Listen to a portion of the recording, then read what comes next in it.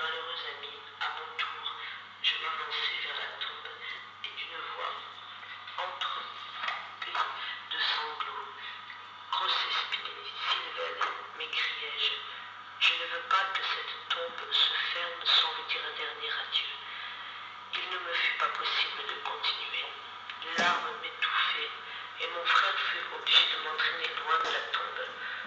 Le vieux père de Croce Spinelli s'est lui aussi traîné jusqu'à la fosse et a poussé un cri déchirant.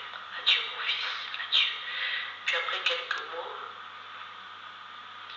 Monsieur Tarbé des Sablons, au nom de la Société des aéronautes du siège de Paris, la foule se retire profondément émue. À la sortie du cimetière, j'eus l'honneur d'être l'objet d'une manifestation sympathique et chaleureuse. La Société de navigation aérienne ouvrit une souscription en faveur des familles des victimes de la catastrophe du Zénith.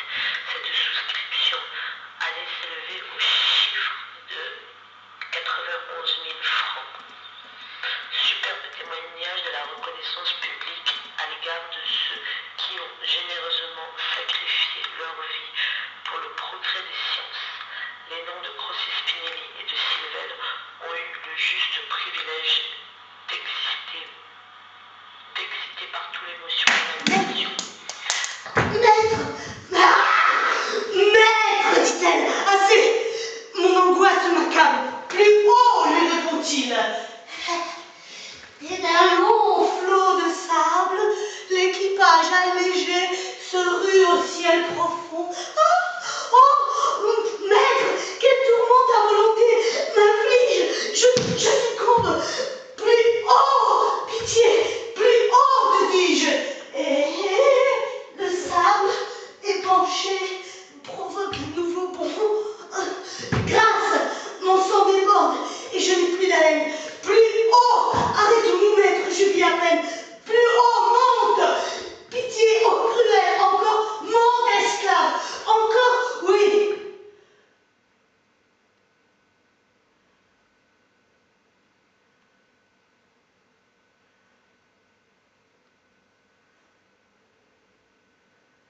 Épuisée, enfin, la chair pliait sa fesse. Comme un feu sacré d'où se meurt la prêtresse. L'esprit avant de rester.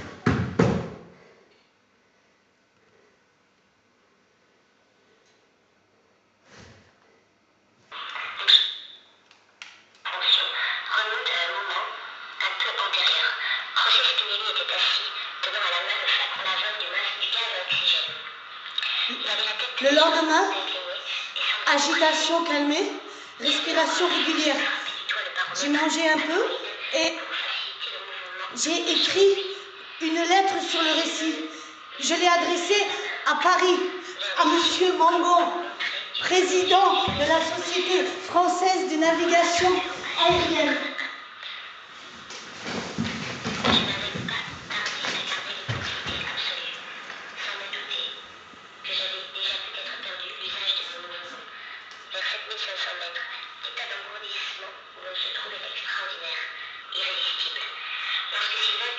Poursuit alors son vol dans un entier silence, désemparé du cœur et du génie humain, tandis qu'en bas s'agite une oublieuse foule, dont la moitié s'enivre et l'autre moitié roule le rocher de Sisyphe où s'écorchent ses mains.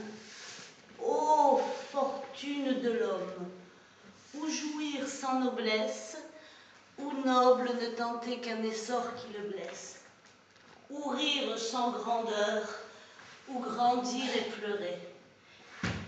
S'il embrasse la terre, il abêtit sa joie. S'il la chasse du pied, l'abîme l'y renvoie.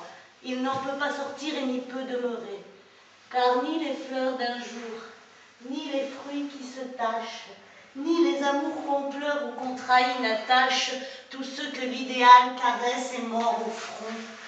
Et s'ils veulent bondir au bleu qui les fascine, ils sont si rudement tirés par la racine que beaucoup en sont morts, et combien en mourront.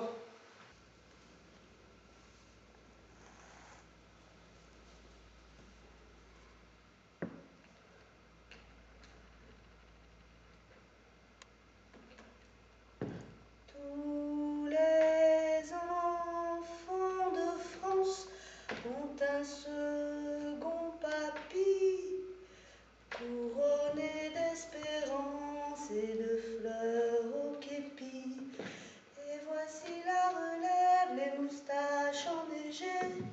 Petit Français répète, tu es notre berger.